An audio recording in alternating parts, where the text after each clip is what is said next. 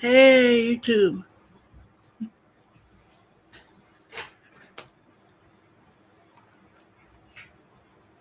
So it is AA night. I'll let some people come in first before I start the meeting.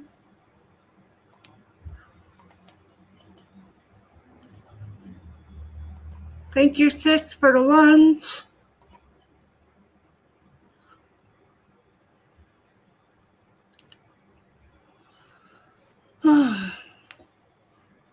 So like I said, it's AA day.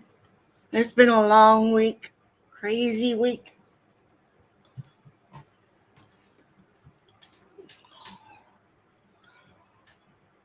So Ryder has been sleeping all day. Poor guy. He has not been very energetic today. Yesterday was a lot on him. We left here yesterday afternoon. Well, yeah, I think it was noon. Maybe it was around 11:30 or so. Anyways, so we left home to take him to the vet. We had to go to Sandy first, so we went through Sandy to get some wood permits, and then we went down through Eagle Creek and to Estacada to the vet. He is healthy. He is perfect weight. He got his rabies shot yesterday. He'll get his parvo in a couple weeks because they didn't want to give him both at once because we're unsure of what all vaccines he had before, other than I know he didn't have his rabies shot. So we got his rabies updated yesterday, and he will get his parvo distemper in a couple weeks. We got him flea meds, he got his tags, he got his chip is being registered. I gotta call and do that this week and get it registered so that way that if he gets away, I pray he never does, but if he gets away and somebody finds him, he has a chip and it will come to us. So, but anyways, like I said, it's AA, and I just threw together AA on Facebook. So I'm sorry there's no description or anything, but hey, AA is not perfect. Anyways, so I'm Sandra. I'm an alcoholic. Please be mindful in the comments and the chat. Don't harass people. Just because they're in my chat or the comments does not mean that they are the alcoholic. They might be trying to help a family member or a friend to become sober, or they need to learn for themselves how to deal with somebody that is just getting sober and haven't worked the steps for very long, in ways that they can smooth out the relationship between them and that person by helping to be patient with our attitudes with those who are just starting their AA and don't know all the steps and how to feel and how to work it all. Anyways, enough babbling. I put on the YouTube side the description what we're reading and the page number. And so when I get to that, I will tell everyone. So, God, grant me the serenity to accept the things I cannot change, the courage to change the things I can, and the wisdom to know the difference. 1. We admitted we were powerless over alcohol, that our lives had become unmanageable. 2. Came to believe that a power greater than ourselves could restore us to sanity. 3. Made a decision to turn our will and our lives over to the care of God as we understood Him. 4.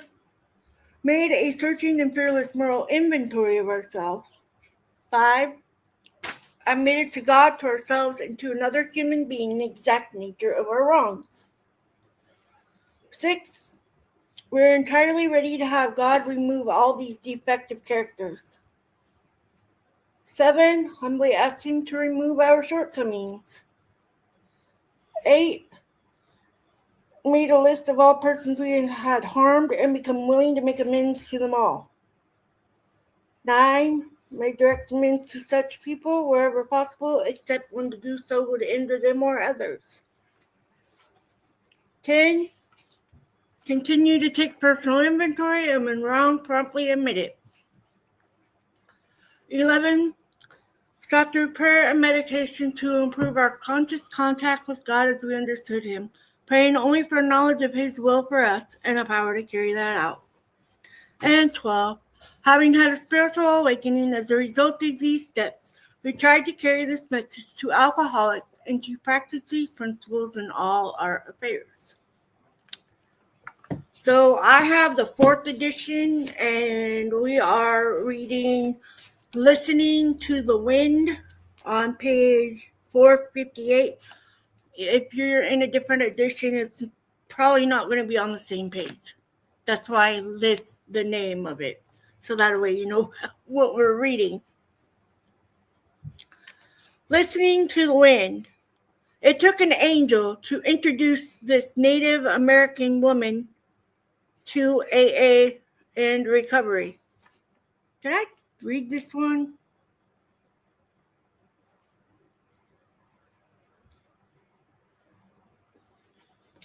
Hold on a second.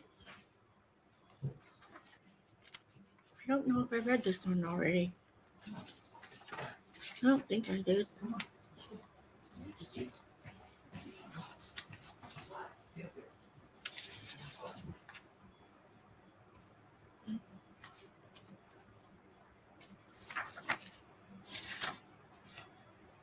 No, I haven't read this one yet.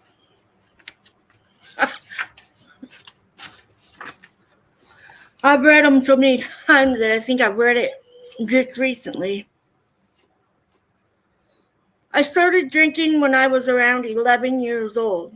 I stayed with my brother and his wife outside Gallup, New Mexico. We were poor. The smell of beans and fresh tortillas symbolized home to me. I slept in, yes, I did read that one.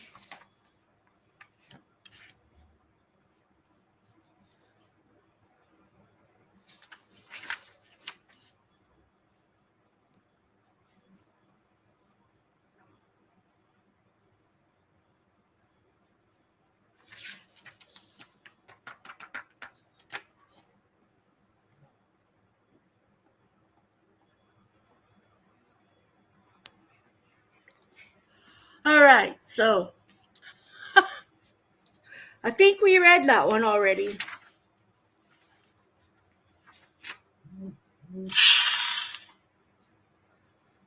Just a minute.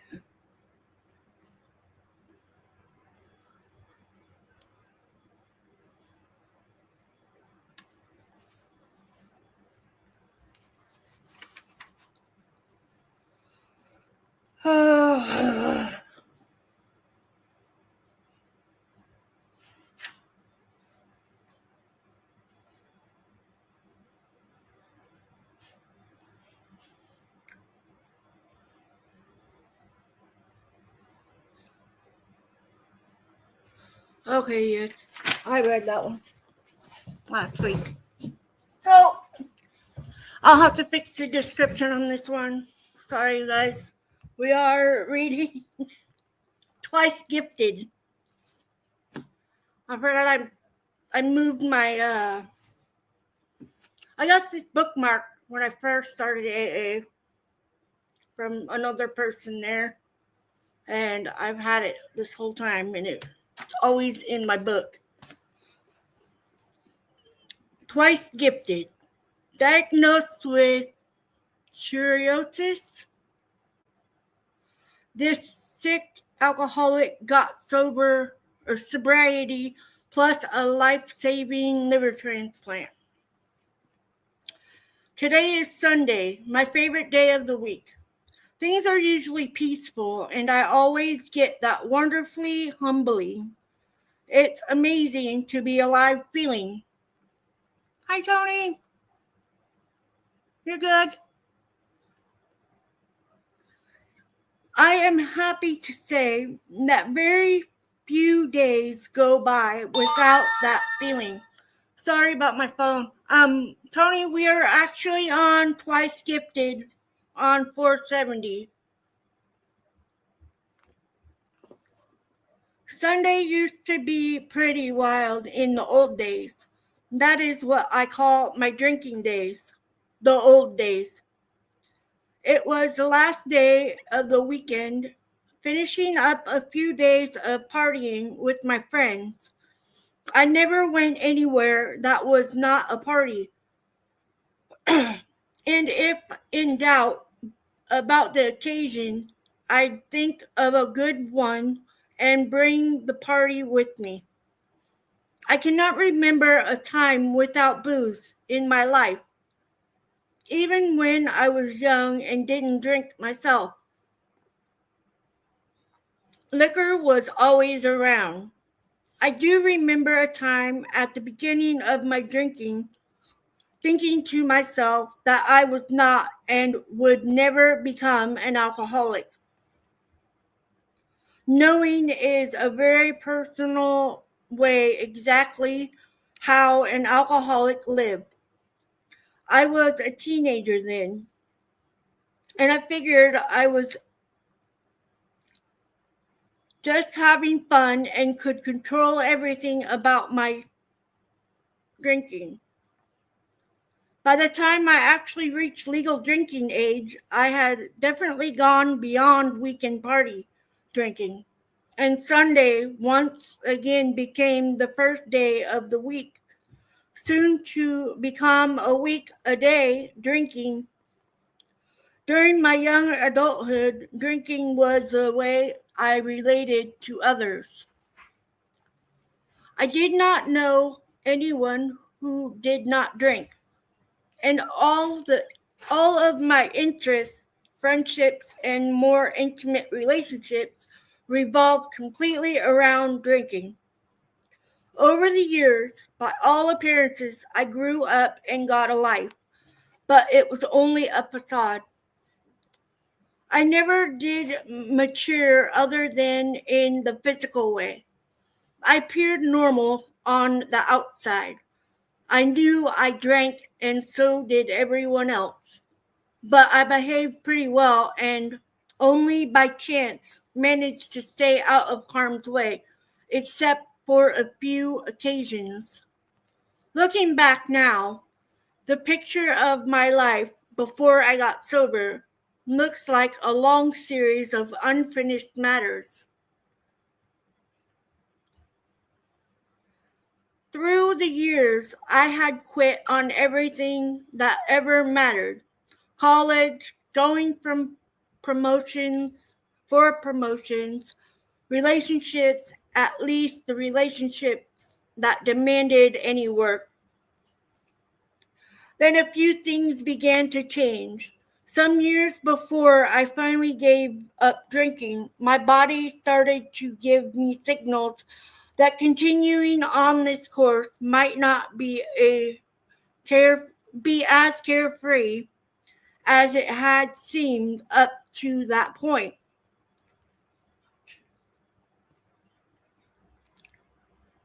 When stomach problems began, I visited a doctor, and when queried about my drinking habits, I glossed over the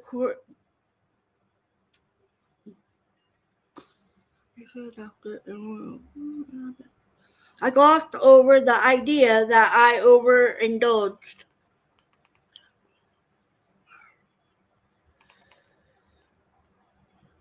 Tests were run, but no real diagnosis was ever confirmed. I was advised to maintain a healthy diet and watch alcohol intake, along with other prudent suggestions from the doctor. I was still young, and I thought to myself that just giving my body a break by slowing down would allow me to bounce back. Over the next few years, I had quite a few episodes of feeling sick. And of course, having never attended to the real problem, my drinking was still escalating. When my symptoms started to multiply, I finally had to consider the real possibility that drinking was the cause of my health problems. For very brief moments, I somehow realized that giving up the booze was probably in my future. With that realization came fear and so many questions. How will I live? What will I do with my life? Certainly, a life without booze meant I would not have fun, and surely I would not be fun. Up until that moment, Up until the moment I realized I might have to give up drinking, I believed I was perfectly happy. I had a fine life, a good job, a nice place to live, a car, friends, all the things I thought I needed in life. Ideas of getting help to quit drinking had surfaced, but were fleeting and never grew into anything like researching out. My health had finally taken a serious turn for the worse. I was frequently unable to get out of bed, even to go to work, and strange new problems were exhibiting themselves with regularity. I resolved to divorce myself from the bottle, but trying to stop alone was disastrous. During the dry periods, I was very weak and sick.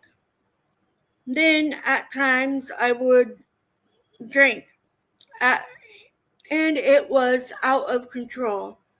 I would isolate and binge. Those last drunks ended in episodes of uncontrollable shaking, dry heaves, and even hallucinations.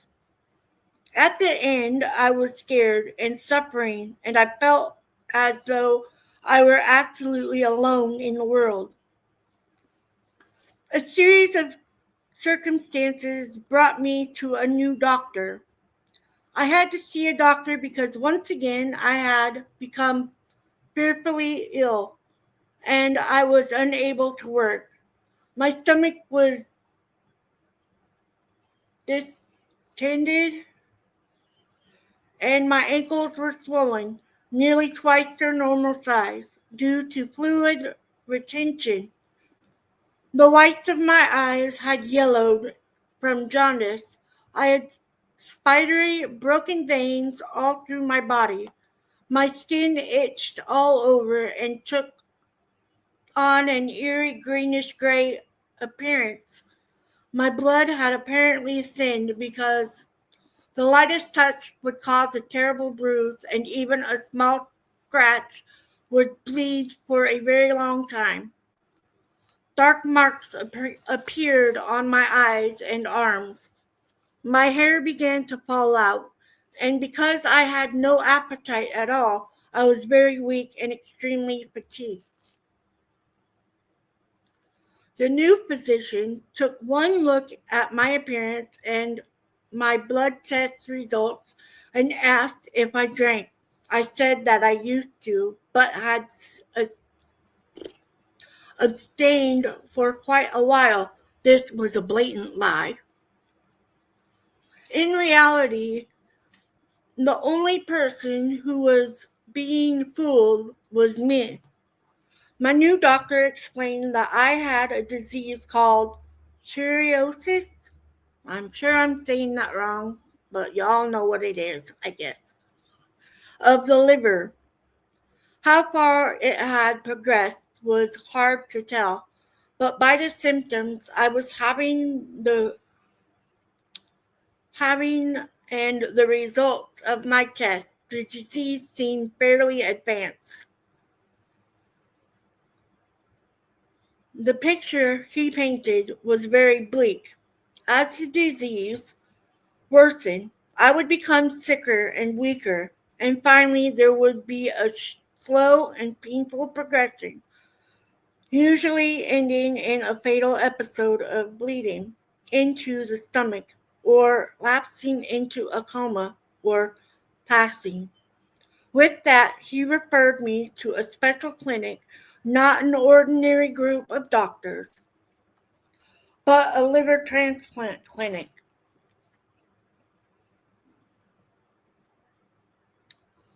The initial interview was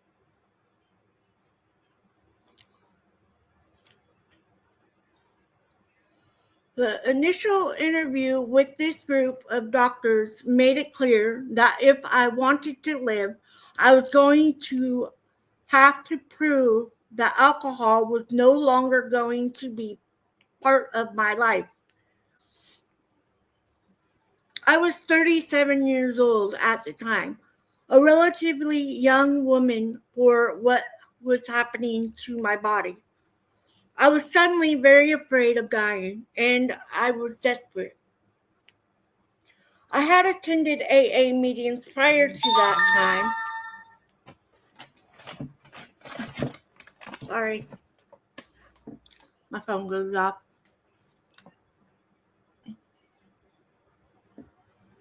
Shoot. I just exited. Sorry about that.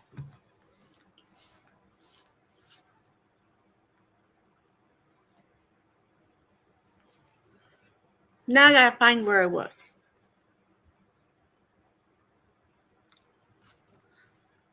Okay, there I was. I had attended AA meetings prior to that time, but the words of the doctors had somehow finally begun to clear the way. At the meeting that first night, more of what the people in AA were saying started to pass through my ears and into my head, and finally into my heart. The members of Alcoholics Anonymous offered me a gift of life. I found myself willing, and after some weeks of just showing up, I began to believe that this program would work for me. The next 6 months were spent in AA meetings every single day, at least one, sometimes two or three.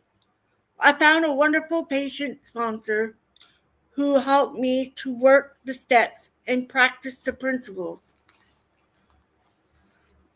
During the 6 months of elevation by the clinic, I was given a blood test at least weekly, sometimes randomly, to validate that I was not drinking. I had weekly meetings with a psychiatrist on the transplant team. My family members attended some of those meetings, and the doctors also had contact with my sponsor. Another mandate was that I enter some type of psychotherapy with a professional, either group or individual sessions. This too was not something I would have chosen for myself, but it has turned out to be a very positive force in my life. At the time of the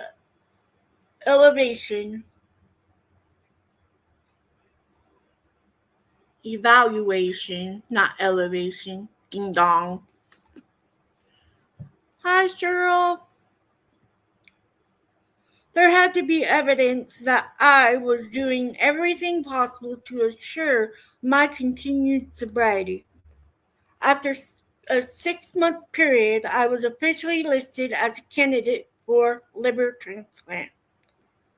By the time my name was placed on the transplant waiting list, I had become very sick. My liver had progressively continued to shut down, and the official wait had really just begun. I had no way of knowing how long it would be before a suitable organ would become available or how long it would be before I rose to the top of the list. At times, I felt resentful of the selection process, the tests, the close supervision of my AA program, and the seemingly endless wait. Unquestionably, it was only because of the program of Alcoholics Anonymous that I was able to let go of that resentment. I actually found an abundance of peace and serenity during those months preceding the surgery. After another 6 months, I was given a second chance and a second gift of life. The surgery itself was a wonderful success, and my recuperation was unmarked by setbacks.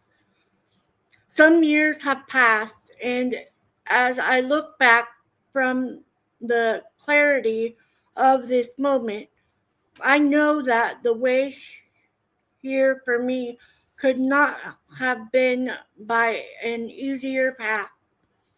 I would not willingly have stopped the course of my life was on. I needed harsh reality to see the damage that alcohol abuse causes. In so many ways, I needed to be forced into acceptance and humility. My physical being has certainly undergone a transformation, but the major transformation has been spiritually.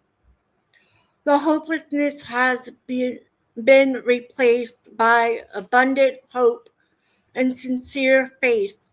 The people of Alcoholics Anonymous have provided a heaven or a haven where if I remain aware and keep my mind quiet enough, my higher power leads me to amazing realizations. I find joy in my daily life, in being of service, in simply being. I have found rooms full of wonderful people, and for me, each and every one of the big book's promises have come true. The things that I have learned from my own experience, from the big book and from my friends in AA, patience, acceptance, honesty, humility, and true faith in a power greater than myself are the tools I use today to live my life, this precious life. Today, my life is filled with miracles, big and small, not one of which would ever have come to pass had I not found the door to Alcoholics Anonymous.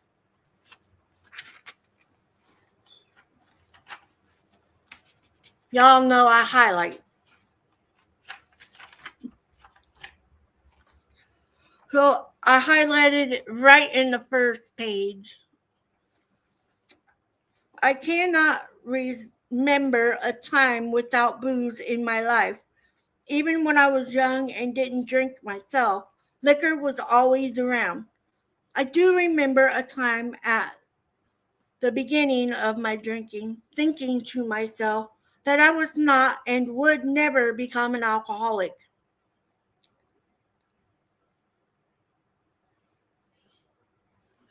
I grew up around booze. It was always there, always. Now, I'm not saying my parents, well, my dad and my mom were not alcoholics. My dad did drink, maybe a couple drinks at night after work. But my father, on the other hand, was an alcoholic. And so growing up, I had always been around the alcohol. I mean, my parents would have friends over and they would be drinking, and all us kids would be uh, out running around in the yard.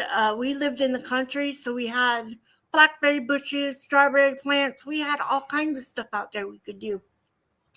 A big old field out in Corbett. And so we grew up around alcohol. I mean, it wasn't like we never saw it. We mixed my dad's drinks when we were growing up. So that's how much we were aware of it. We didn't drink it. We made them drinks, but we never drank it. But then I got into my teenage years, and like I said, I drank as a teenager, and once I started drinking, I would get blitzed. I never thought I'd be saying blitz, but anyways, so I would drink. But I always knew exactly where to cut it off. And it was kind of weird because my friends would be drinking because they were all adults. And I would be drinking and convincing them all that I was drinking just as much as they were.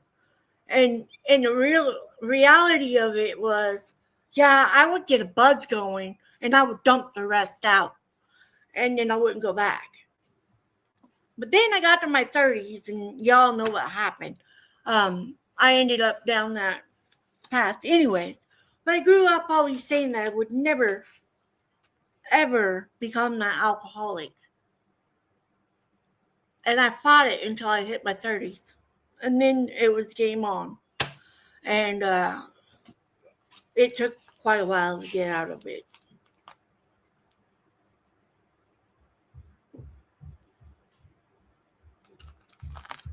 And I only got one scar from that drinking. And then I would isolate and binge. Those last drunks ended in episodes of uncontrollable shaking. I got that way. If I went without the alcohol, I would have the shakes really bad. And that's a tall tale sign of something going on. And so when I've seen people, my family members, I should say, when I see them shaking, that's my instant thought. No, they may not be drinking, but that's my instant thought when they're shaking really bad. But, I can't say that that's exactly why. But I did. I had those shakes really bad. And I would have to lay in my bed all day and not do anything because I couldn't see. I couldn't stand up. I just wanted to lay there and try to sleep, which is another thing I hardly ever did was sleep. Man, I tell you, when I quit drinking, I slept great.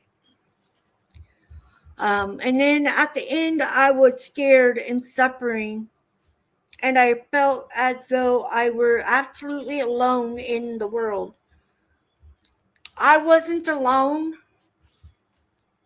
I did feel that way, though. And I felt that way because I was the only one that was drinking. And, well, where I was at that time, I was the only one drinking. And that was a big reason why I decided to quit drinking, because I was tired of drinking alone. And it took me saying one thing to my sister on the phone, and it snapped in my head, and I was like, no more. No more.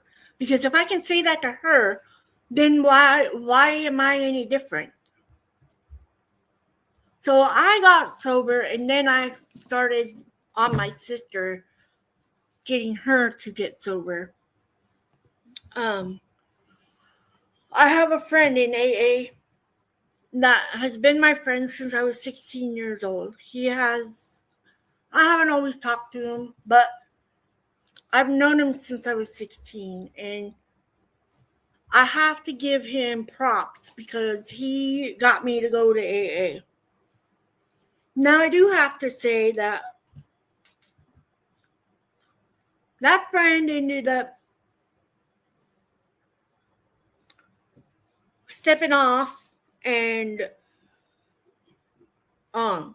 So, I mean, like I say, we always have to think about our sobriety as number one, because if we start thinking that, oh, it's going to be fine if we have one drink, it don't work that way.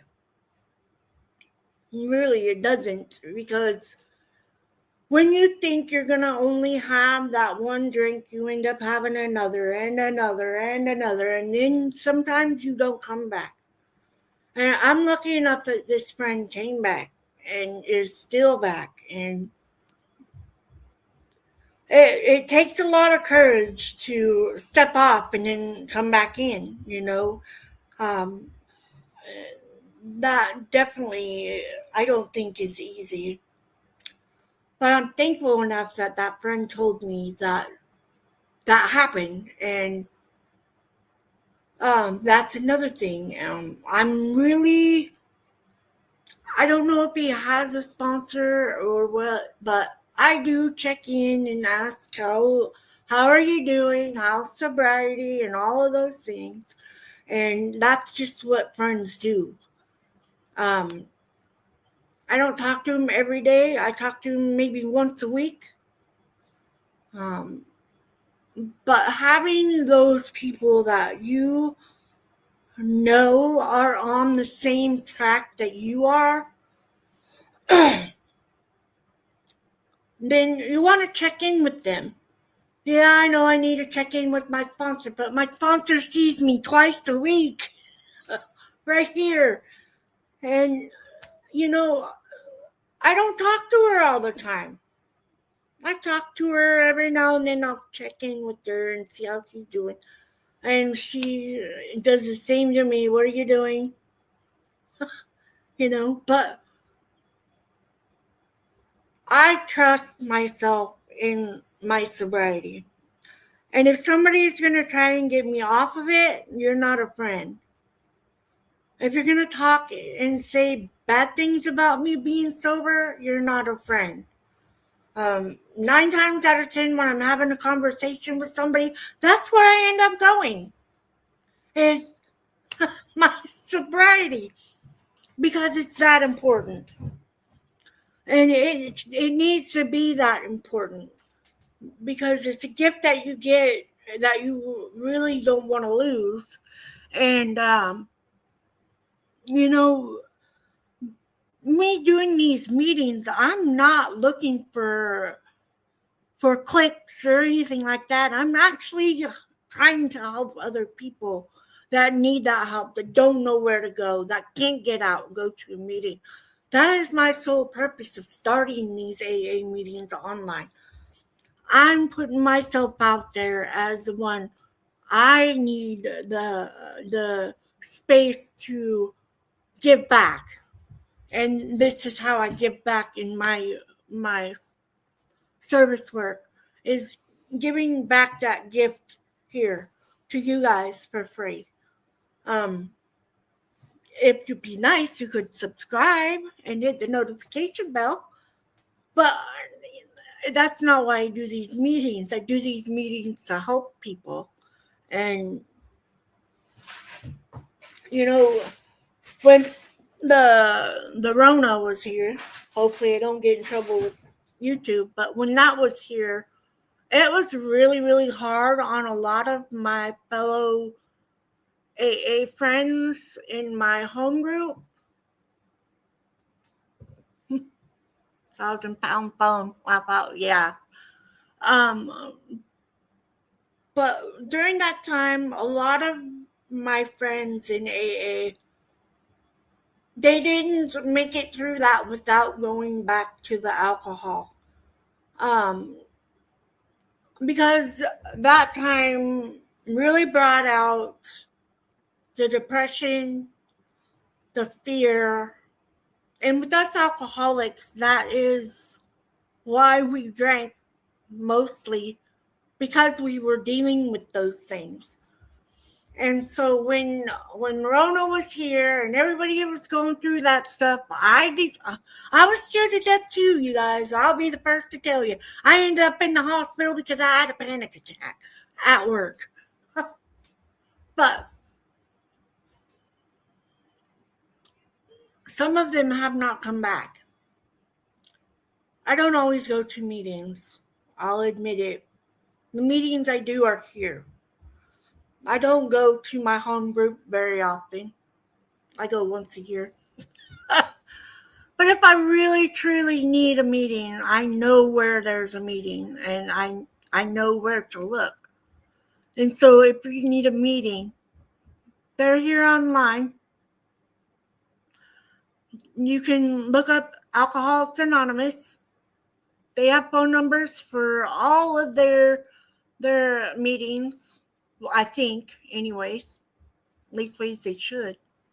I don't know for sure. Don't quote me on it. I'm not sponsored by them either.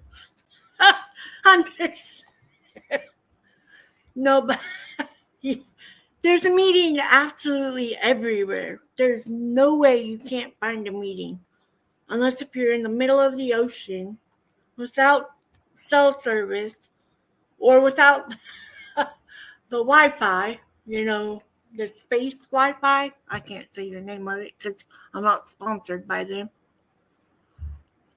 But you can find meetings absolutely everywhere. I mean, shoot, one guy in the book found it in a payphone booth. One guy found it in a hotel. I mean, it's everywhere. It's no joke. Google it.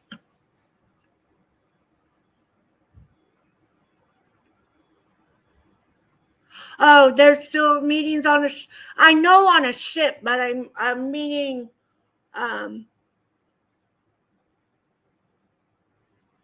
oh yeah. Yeah.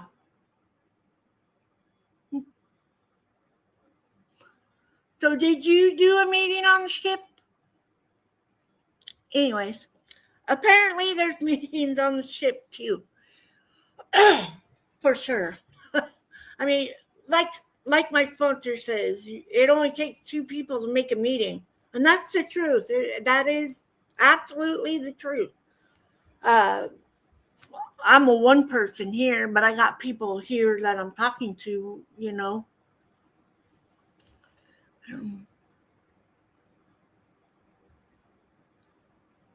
Yeah, I knew that they had meetings, but I didn't know if it was an actual meeting on a ship. But she does. She's gone on a cruise. Yeah, you've made your own meetings. Just like me, I've made my own. They're right here. And AA meetings are never perfect. They don't go without an issue. Sometimes you have a lot of issues, and sometimes you're having a crappy day, but you still got to do it anyway. But thank you, Shirley. I appreciate that. It makes me know that I'm doing a good job by people telling me. But like I said, AA works. And you have to want it for the right reason. And the only right reason is for yourself, not for someone else, not for your parent, not for your kid, not for anybody, just for you. That's what I've told all my sponsors is you have to do it for you. And you can't take care of anybody else if you can't take care of yourself. And so that's my motto of my meeting, I guess you can say. But AA is a tool. The steps work wonderfully if you're willing to do it. And they get easier. I mean, I do my steps every day and I don't even pay attention that I'm doing them. Because I'm living life without the alcohol, and I go to 2 meetings a week, even though they're here. I'm talking to 2 screens, but I'm still doing a meeting. And, you know, Facebook and YouTube have become like my home for my meetings. I don't get very many people in them, but the ones that do come, I pray it's working, and I hope that I'm helping. And that's why I do this and put myself out there to help others. And I'm proof it works, but you have to work it. You have to. I've made a lifestyle that supports no alcohol. You can take what you learn and apply it to other things. Exactly. Yep, exactly. From AA, I learned I could go without cigarettes. I've been without cigarettes for over 2 years, and I feel a lot better with the circumstances because smoking didn't like me, and I smoked for too long. So I have emphysema, but I hopefully I caught it early enough that I'm, good to go for a long time. You keep me in check as well, and that way I know the weather where I am wherever I go. I am so thankful for these meetings, and I thank you all the well. Thank you, Tony. I love you. Anyways, that's going to be the meeting. God, grant me the serenity to accept. I went blank. God, grant me the serenity to accept the things I cannot change, to change the things I can, and the wisdom to know the difference. Keep coming back. It works if you work it.